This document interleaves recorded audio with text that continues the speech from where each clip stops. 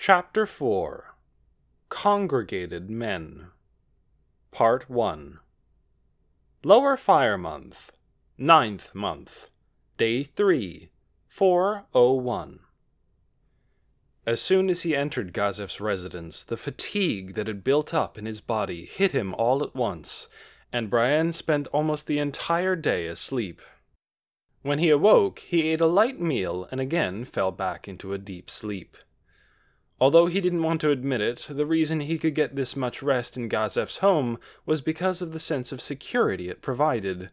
Even if he knew that Gazef would be no match for Shaltir, his old enemy's home, which he considered to be the safest place in the world, gave Brian peace of mind and allowed him to rest. The light shining through the shutters fell on Brian's face. The sunlight seeped into his eyelids and woke him from his deep, dreamless slumber. He opened his eyes and closed them again due to the blinding sunlight, blocking a sliver with his hand. Brian sat up and scanned his surroundings like a mouse.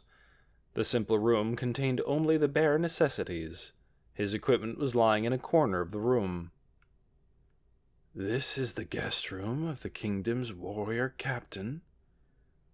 With a sigh of relief, Brian spoke with sarcasm as he stretched.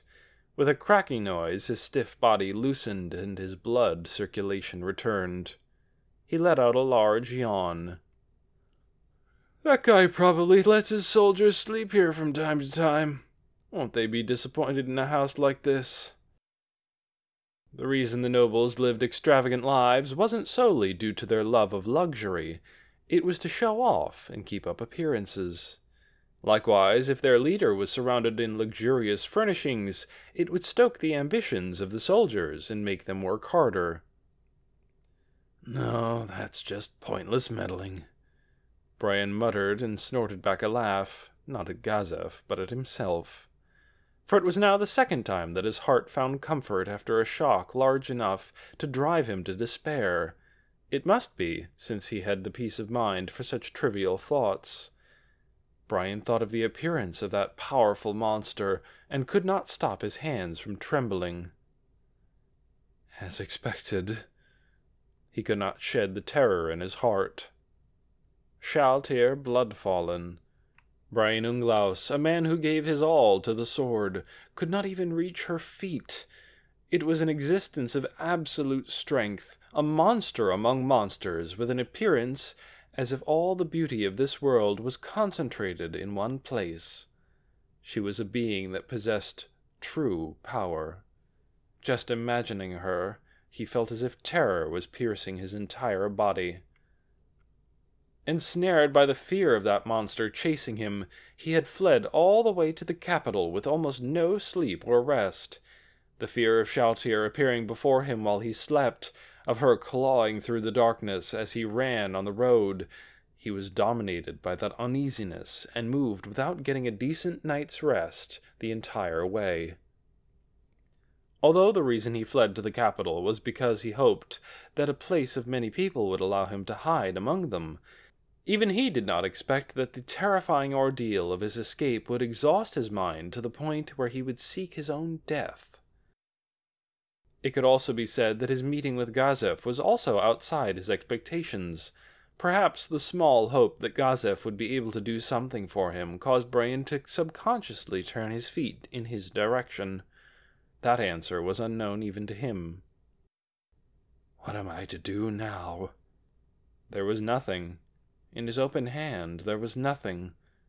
He turned his eyes to his equipment resting in the corner of the room. The katana that he obtained to defeat Gazef Stronov. But what good would it do, even if he were to beat him now? With the knowledge of an existence that was tremendously more powerful than he, what meaning was there in their insignificant bickering? "Maybe I should work the fields. At least that might still mean something." As he laughed bitterly at himself, Brian felt someone's presence standing outside the door. "Unglaus, I see you're awake." The voice belonged to the master of the house. "Yeah, I'm up, Stronov." The door opened and Gazef stepped inside. He was securely wearing his equipment. You were sleeping quite well. I was surprised. Yeah, thanks to you. Sorry.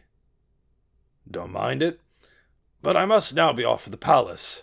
Tell me what happened to you when I return. It's a gruesome story. You might end up like me.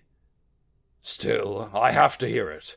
Perhaps a drink will make it easier to listen. Until then, treat this as your own home, and make yourself comfortable. For meals or anything else you need, ask the house servants, and it will be prepared. And if you wish to go into the city, do you have money? I don't, but if need be, I'll just sell the item on my hand. Brian lifted his hand, wearing the ring to better show Gazef. Are you fine with that?